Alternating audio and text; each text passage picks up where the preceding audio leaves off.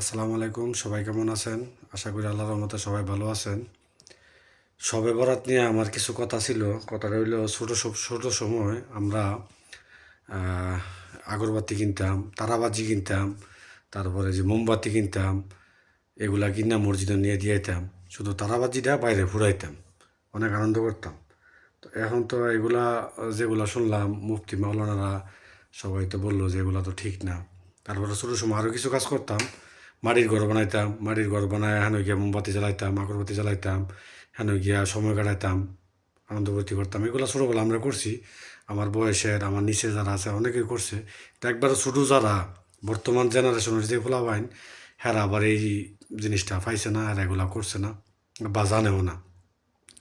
আর আরেকটা জিনিস হইল যে আত্মীয় স্বজনের বাড়িতে হালুয়া রুড়ি এটি ফাড়াইতো, এরপরে আবার মানে সবাই এটি উপভোগ করতো। আবার আমরা বন্ধু বান্ধব যারা আছিলাম সবাই মাঝের বাড়ি যায় এগুলা খাইতাম, অনেক আনন্দ করতাম।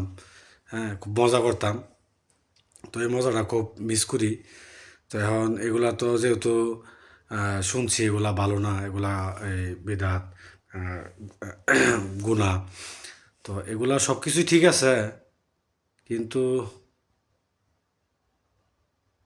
হালুয়া রুটিটা খাইতে ভালো লাগতো।